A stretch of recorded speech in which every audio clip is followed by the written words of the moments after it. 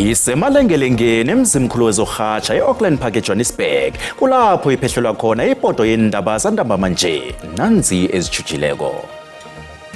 Says you were never in his office, you weren't working in his office. Is that true or false? That's false. How often have you been in his office? Many times, more than I can count. Ufakaziwa namhlanje ekomitjhinini kaMadlanga uSergeant Fanny Nkosi wethula ubufakazi obuphikisana nobaka Lieutenant General Sibiya bokuthi bebabasebenzisana. We've set out a clear vision of where we want our transportation sector to go. Umengameli uCyril Ramaphosa ukhuthaze ukuthuthukiswa komthangalasisekelo wentimela weSouth Africa njengoba angabizi kangako ukusebenzisa intimela njengenthuthi. Nela namhlanje lalile ukuchingala enganandaba zalo usibonasi lapha nje siyephuka yewutshidele usanyele ku-SABC1 akwande.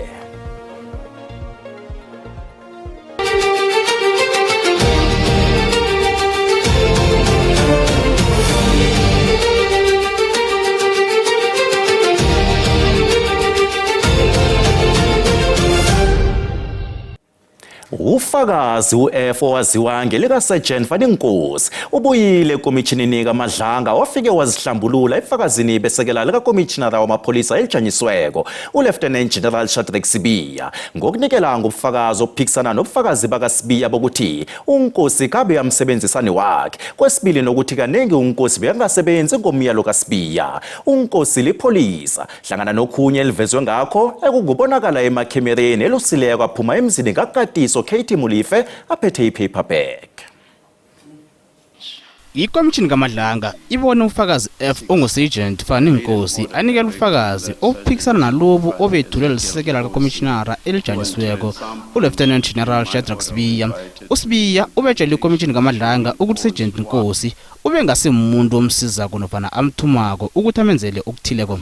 Says you were never in his office, you weren't working in his office. Is that true or false? That's false. How often have you been in his office? Many times, more than I can count. He says you never delivered Mr. Matlala to his office. Is that true or false? That's false. uNkosi uveze nokuthi nguye wathumela incwadi yokubotshwa kaMusa Khawula kuVusumuzi Kate Matlala athonywe nguSibiya ekubufakazi ebuchayisana nalobu ebethule nguSibiya. So is Lieutenant General Sibiya giving false evidence when he makes that denial on page 1300 and when he says on page 1298 that you were lying when he said that he told you to forward the warrant to Mr. Matlala? Maybe he forgot, but according to me, he did give me that instruction. Ikomishini kaMadlanga sele izwile ukuthi ukubotshwa kwakaKhawula yabe kukusebenzisa amandla omthetho ngokungemthetho. Nanyana kunjalo imlayezo yeWhatsApp evele emtatweni kaNkosi itshengisa ukuthi omunye wabongoyilako ongusomabhizinisi uZenqumalo nguye obekapha uNkosi imiyalo ngendaba le. It gives the impression, the unavoidable impression that in fact you had a complainant who was directing this investigation and telling the police what to do, where to go. That's the impression I get from this. Is that not a fair impression? Maybe I can say 50-50 from the suggestion of the commission, but to me, I think maybe it was desperation. Ukulalela kwekomishini kaMadlanga kuyaraga. uMatipandile Sotheni osolwa ngokudumuza abulale uMarius van der Merwe owaziwa ngofakazi D wabandulela ukudumuza emapholiseni weSouth Africa. Lokhu kuqinisekiswe izimphathimandla ezithi uSotheni wayemuntu onehonofundo lokudumuza esichemeni esikhethekileko samapholisa kodwa na wathatha umhlala phasi ngo-2019. Umndeni kaMarius van der Merwe owaziwa ngofakazi D ubhalelwe ukuzibamba na uqalana ngemehlweni kokuthoma nomsolwa usola ngokubulala ufakazi D. Emphathimandla zithi kwatholwa inkulu ezezinga eliphezulu nakubotshwa uSotheni bekwathatha lekoli ekuthiwa abatsho yasetshenziswa ngelanga ekwabulawa ngalo ufakazi D kana amapholisa athi ngentombi kaSotheni.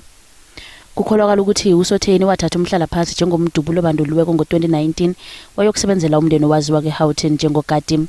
Ngemva kwalokho kuthiwa batsho wayokusebenzela nabasebenzisani bomndeni loyo. Kodwa amapholisa athi ukudunyuzwa kuka-Van der Merwe emsebenzi uSotheni abizelwe wona ngokukhethekileko ngombana abandulelwa ukudumuza. Given the background of Sotheni, they knew that Sotheni would do a clean job. He would execute and eliminate witness D on the spot because of his training, because of the training that our special task force members receive. So they knew that he was the best person for the job. Kananyana amapholisa athi kungabotshwa abanye abantu ekoloyini kwabalekwa ngayo ngelanga ekwabulawa ngalo uFakazi D kwakunoSotheni oViandre Pretorius owazibulalako ngomhlolanja nomunye umuntu ongaziwako. Viandre Pretorius on that evening was the driver of the Suzuki Swift that was used in the drive-by shooting. And Sotheni was then in the passenger seat and he pulled the trigger. 2 shots, 1 shot that killed Marius van der Merwe. uSotheni osolwa ngokuthi wasebenzisa isigidi somhlobo AK47 uqalene namacala asithandathu afaka hlangana nokubulala kanti isigidi asikatholakali bekube nje. The accused is facing a total of 6 charges. 1 charge is conspiracy to commit murder. Another charge is premeditated murder. And the 3 other charges are attempted murder in respect of the 2 children and the wife. And then the last charge now is possession of unlicensed ammunition. uSotheni ulindelele ukufaka isibawo sebhayili ngomhla ka-25 kuNdaka. Umengameli uCyril Ramaphosa uyale ungqongqotjhe wezokuthutha uBarbara Chris ukuthi kuqedwe ngokurhabako ukulungiswa nokwakhiwa kwentimela ezikhamba ngebelo eliphezulu. Uthi ukukhamba ngesitimela kubiza ikhulu begodi kuphephile njengoba abangaphezulu kwenkulungwana ezili-12 abantu ababhubha engozini zendlela ngonyaka. uRamaphosa ukhombelene ngezikhumulo zenkepe zelizwe ukuthi zilungiselela amathuba webhizinisi angavela njengoba kunepi eMiddle East nje. Umengameli uCyril Ramaphosa ukhuthaza ukuthi kuthuthukiswe umthangalasisekelo wentimela weSouth Africa njengoba kungabizi kangako ukusebenzisa intimela njengenithuthi. Nabekethula inkulumo yakhe embuthwaneni wezenthuthi eMidrand, uRamaphosa uphakamise nokusungulwa komkhandlu wezenthuthi ozoqala ukusebenza nokuthuthuka komkhakha lo. Uthi ukuthuthukiswa komthangalasisekelo kuzokusimamisa umnotho ngokuhlisa indleko zokusebenza. A critical imbalance exists at the moment in our freight network. Approximately 69% of all freight moves on road rather. This places immense pressure and strain on our road network and contributes to the damage of our roads and to poor road safety as well. uRamaphosa uthi intimela kufanele zibe ngezinye zenthuthi ezisetshenziswako ukuphungula ukuthembela enthuthini ezikhamba endleleni nokuqeda izehlakalo zokubhubha kwabantu ngobuningi ngonobangela wengozi zendlela. Rail is much more efficient, it is also cheaper, and it is also safer and faster. Umkhakha wangeqadi usukumele phezulu urhulumende nakaba ukuthi kwakhiwe isitimela sebelo eliphezulu esisuka eJohannesburg ukuya eDurban. uRamaphosa uthi seliyaphumelela ibhudango lesitimela esikhamba ngebelo eliphezulu. 2 or 3 years ago, I spoke about a speed train between Johannesburg and Messina, Johannesburg and Durban or eThekwini. People laughed this out of court. They said, it's a dream, it's impossible, it will never happen, you're a man of dreams. Yes, I'm a man of dreams. And this dream is now beginning to be realized. The speed train is coming, it is going to happen.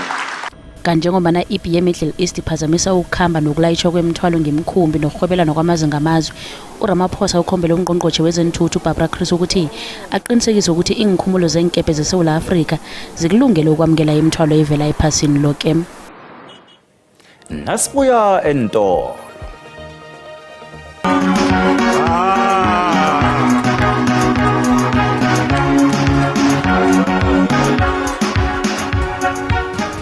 Bewuthabe ubhalelwa nakujama umndeni wakwaMthweni ngemva kweminyaka engaphezulu kwama-20 ulinde ukubuyiselwa inarha yabo isemkhulu.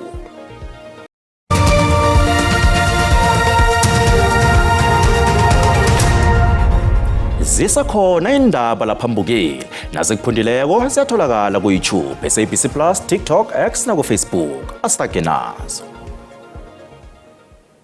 Isekela likaMengameli uPaul Mashatile uthi ungezwani kwemndeni nokubanga ngikho kwenza kube nokuriyada ekubuyiselweni kwenarha kilabo abafake imbawo. uMashatile ukhulume lokhu ngesikhathi anikela ngemhlolo yobunikazi benarha emndenini wakwaMthweni eplasini iGrootvlei hlanu kweSekhunda eMpumalanga. Inarha emaplasa amabili kumayekera 627 anamasimi esiphila nempontshisi anikela imizwa eli-18 yakwaMthweni eplasini iGrootvlei esilongweni juba leSekhunda. Bomndeni wakwaMthweni bathi inarha le yathathela ukhokhwabo uSkalk Mahiqa Mthweni eminyakeni yabo 1800. Solo bafaka isibawo sokuthi ibuyiswe kibo ngo-1998. Isekela likaMengameli uPaul Mashatile banongqongqotho uMzwanele Nyontso bathi umraro wokuriyada kokubuyiselwa kwenarha nencwadi zobunikazi kulabo abafaka imbawo bangelwa mbango bakhona phakathi kwemindeni. Sometimes these processes of restitution and land distribution are delayed when there are disputes, particularly within families. But where families are working together, it becomes easier to speed up the process. Le farma okanye lo mhlaba uklenyiwe ngabantu babo ngokusilapha namhlanje sizobuyisela isidima sabo kodwa isidima sibuyi nje xa sikunika umhlaba kuphela sibuya xa sikunike nezinto zokusebenza umhlaba akusendawo ukuthi bazohlala lapha sibafaka imikhukhu lapha indawo ukuthi ufanele basebenze bakwazi ukunceda isitshaba sekhethu baqhiqise umbila lapha abayenze isoya. Iplus le iphelele ngazo zonke insetshenziswa zokulima ekubalwa kizo nentregere. Ifuyo na ikhona. Okhulumela umndeni obuya bengusihlalo weSkalk Mahiqa uMadlozi Mthweni uthi lithabe lingalinganiseki kabanalo. Hey kusithokozisa kakhulu mara ngoba sima kwaMthweni thina umraro ngwakosodiye kwaMthweni besazi ukuthi sakuphumelela. Yazi ukube kuyalunga nje ngangiyeqayeqa thina bakwaNdimande sithokoze kakhulu.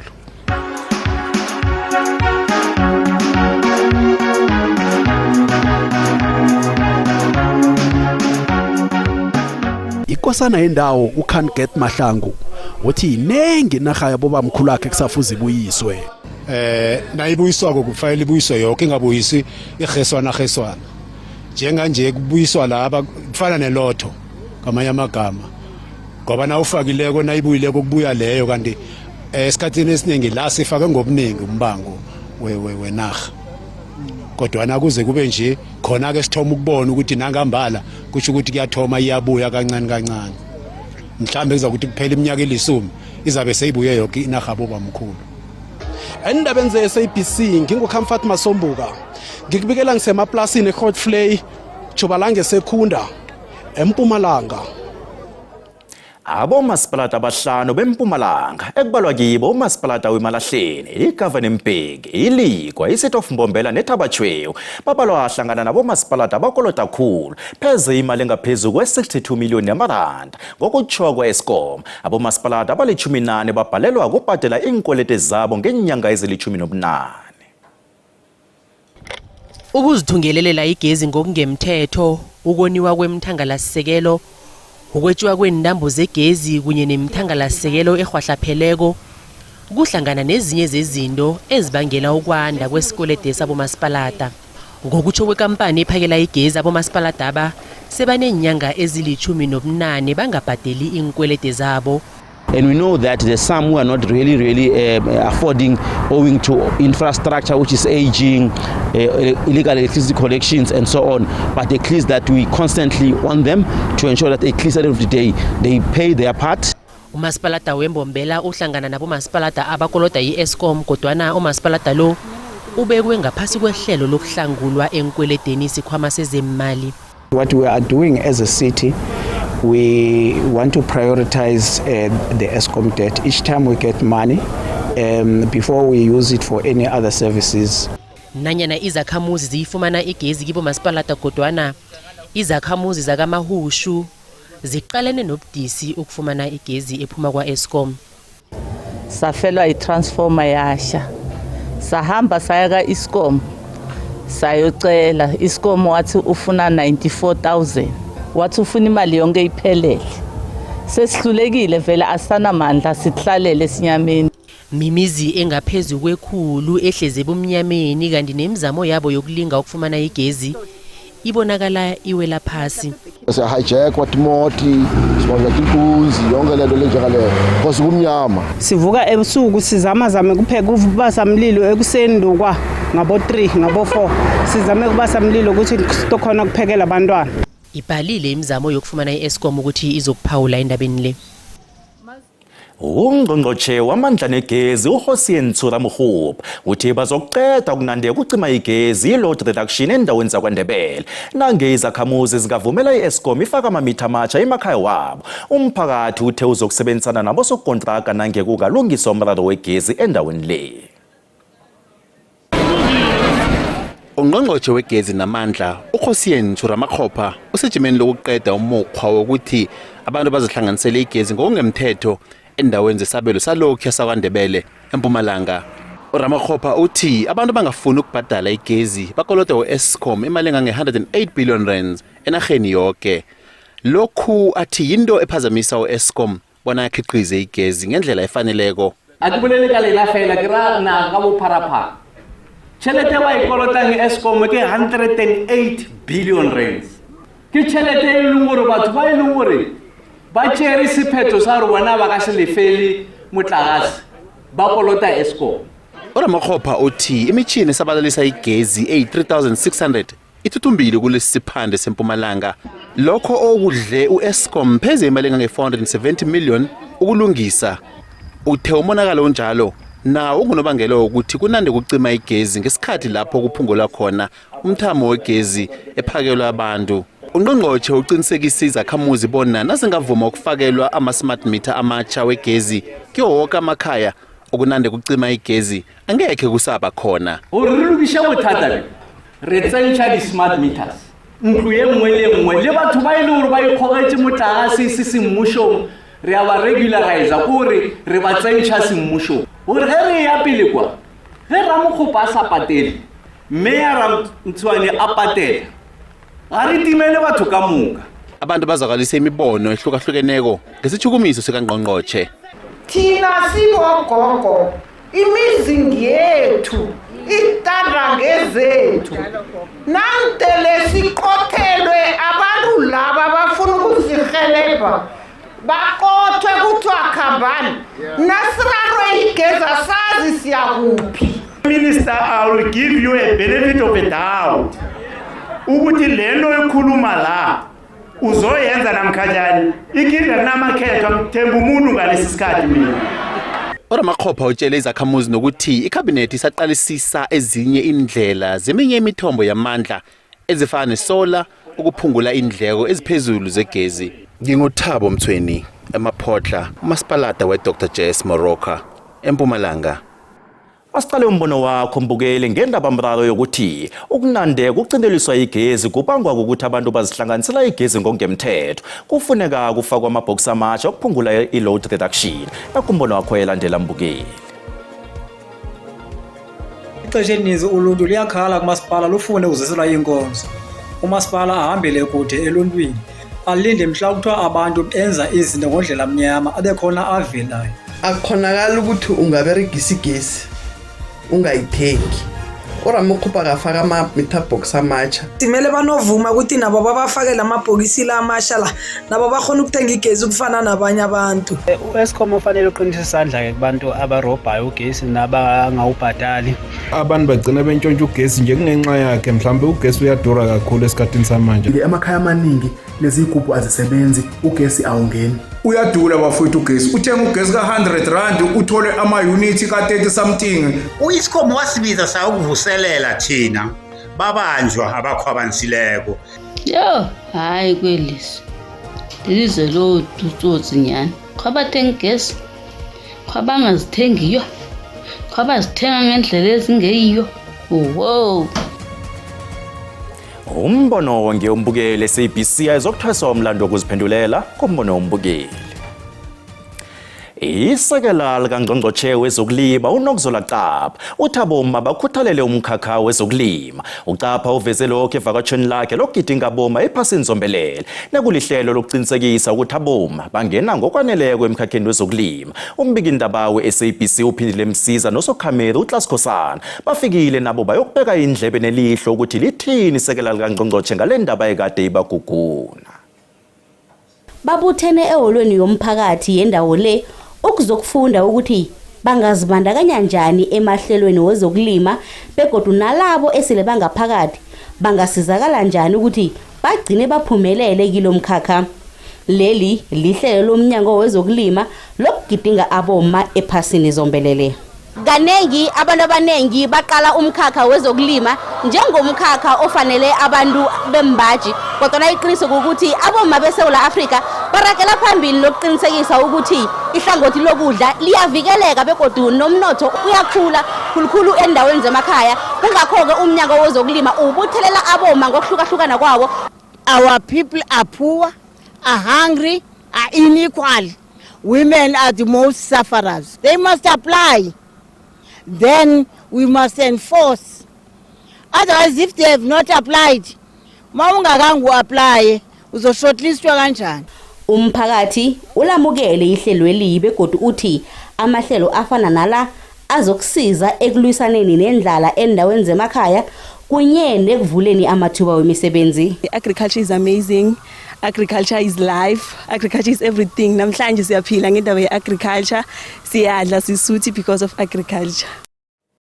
Nasiphosa elihloko ezemali, iranda liqinile nalinganiswa nezinye imali ezinkulu.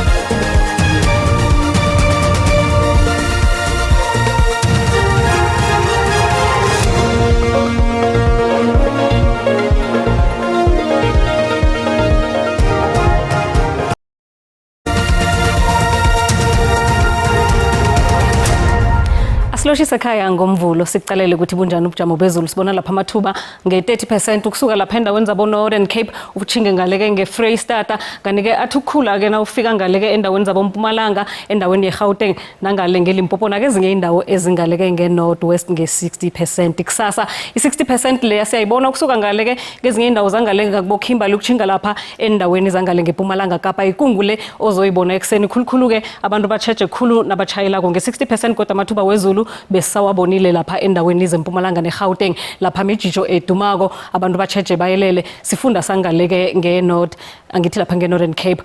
iGauteng nasithi siyayicala amazinga okuchisa thoma pholile ngokukhamba kwesikhathi isifuthumele isifunda iPitori nge-25 neJohannesburg ngaleke ngeLimpopo sibona ke lifuthumele endaweni ezinengi nawuthi uyacala ke lapha kubophulukwane nge-25 iPhalaburwa nayo eMpumalanga sibona lapha ke amazinga okuchisa afika lapha kubo-25 boMiddelburg Malahleni kanti ke kulapha esikhukhuza nge-29 nakhona kufuthumele kwaZulu Natal futhumele yangokuchisa kuboMnambithi nge-30 Richards Bay nge-31 lapha eDurban kufuthumele nge-29 Mpumalanga Kapa le yake yachisa endaweni zabo Willowmore nalapha ke kubo Graaff-Reinet lapho kunyeke sibona kufuthumele Njengalanga Kapa ke nayo ke ifuthumele Cape Town nge-28 Mossel Bay nge-25 kuyachisa Osborne nge-31 lapha ke Northern Cape sibona kuyachisa endaweni zeSpringbok Appington nge-34 nakhona kuyachisa eFreystata sibona ke kuchisa endaweni ezifana nalapha kubo Welcome nangale ngeBothaville nabo Sasolburg kufuthumele iNorthwest kokugcina futhumele endaweni ezinengi kulapha ke eBloemhof langa kuyachisa nge-30 asibonane kodwa ngesikhathi esilandelako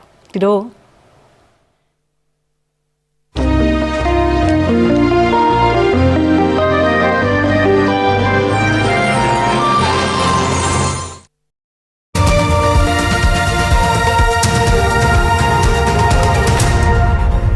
Kesimbi ekhomba kulandela zesizulu kusasa ngezesiswati ngesikhathi esifanako.